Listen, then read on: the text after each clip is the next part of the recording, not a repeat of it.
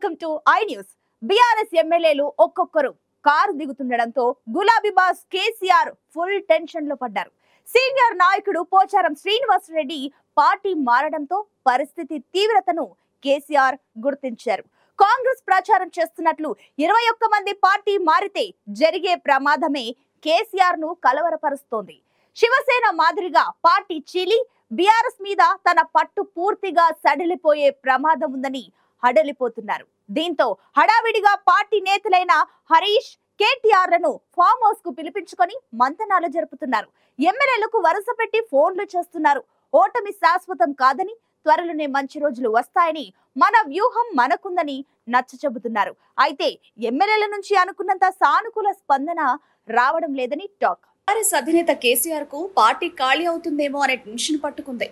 ఇప్పటికీ 4 ఎమ్మెల్యేలు బీఆర్ఎస్ నుండి వీడి కాంగ్రెస్ లో చేరారు. మరికొందరు చేరడానికి రంగం సిద్ధమైంది.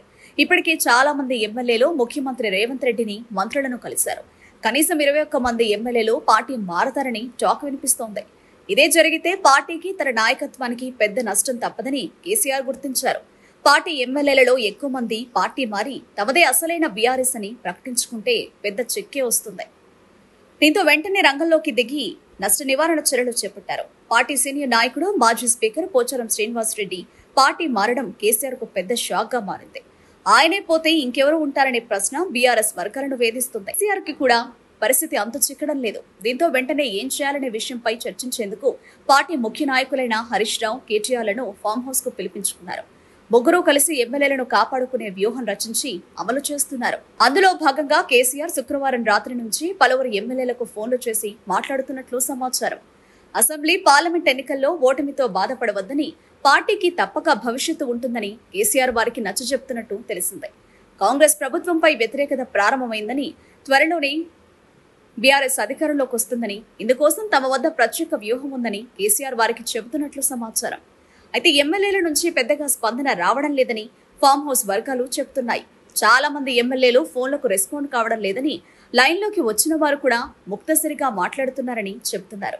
పార్టీ మారేది లేదని చెప్పినా వారి మాటలకు గ్యారెంటీ లేదని పార్టీ వర్గాలు చెబుతున్నాయి. హరీష్, కేటీఆర్ కూడా తమకు సన్నిహితంగా ఉండే ఎమ్మెల్యేలతో ఫోన్లో మాట్లాడుతున్నారు. వారు పార్టీ మారకుండా నచ్చజెబుతున్నారు.